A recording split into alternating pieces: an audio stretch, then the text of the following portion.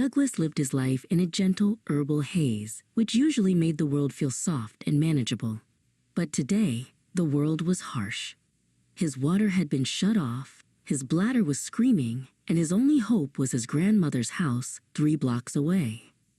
To Douglas, the world was full of terrors, specifically mice, which he viewed as plague-bearing land demons, and bats, which were simply mice that had evolved the terrifying ability to fly and bite human faces. He burst through his grandmother's door, eyes bloodshot and wide, desperate for the ceramic sanctuary of her bathroom.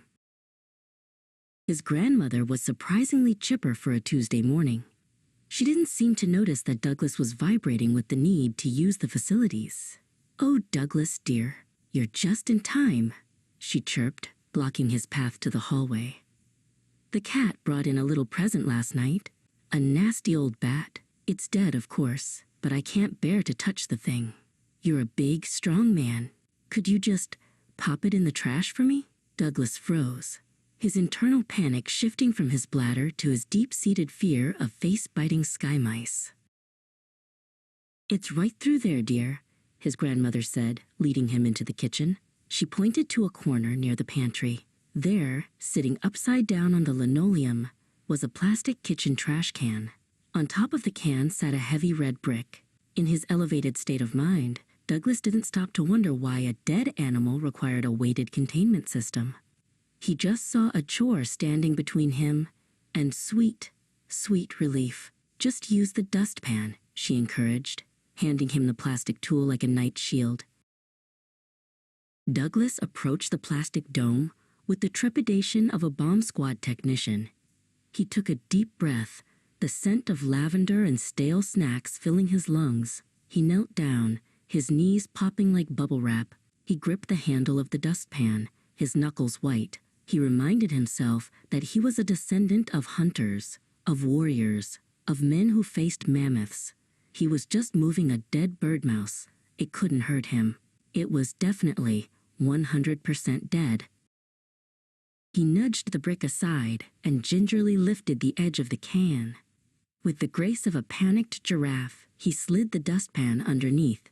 The moment the plastic edge brushed against the dark, furry heap, the dead bat emitted a high-pitched, demonic screech. It flopped its wings, a blur of leathery movement. Douglas let out a sound that was half sob, half air raid siren. He slammed the can back down, shoved the brick on top with frantic strength, and scrambled backward across the floor until he hit the refrigerator. "It's not dead, Grandma," he shrieked. "The bat is definitely not dead."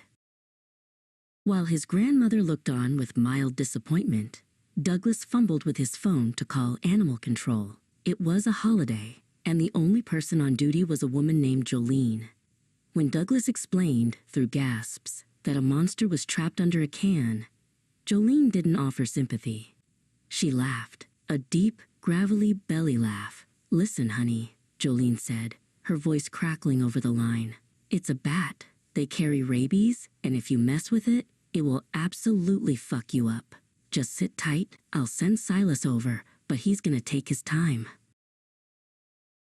2 hours later, 2 hours during which Douglas refused to move from his spot on the counter, a man named Silas arrived. Silas was a mountain of a man who looked like he had wrestled bears for breakfast. He didn't carry a net, a vacuum, or a suit of armor. He walked in carrying a dented metal coffee can and a piece of cardboard. "Where is it?" Silas asked, his voice a low rumble. Douglas pointed a shaky finger at the trash can. "Be careful," Douglas warned. "It's a fighter. It's got wings and teeth, man." Silas didn't even blink. He knelt by the can, removed the brick with one hand, and lifted the plastic bin. The bat began to hiss and flutter, its tiny heart beating with prehistoric rage. With the practiced ease of a man who had done this 1,000 times, Silas simply scooped the bat into the coffee can and slid the cardboard over the top. The muffled scritch-scritch of the bat against the metal echoed in the quiet kitchen. "All set," Silas said, standing up. "He's just a little guy. He was probably more scared of the screaming than you were of him."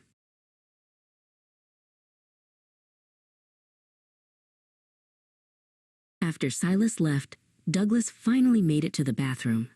When he emerged, feeling physically lighter but emotionally shattered, his grandmother was waiting with a cup of tea. "There now, Douglas," she said, patting his hand. "Don't feel bad. You're still a man in my eyes." Douglas slumped into a chair, his herbal buzz long gone, replaced by a cold, hard dose of reality. He looked at his shaking hands and sighed.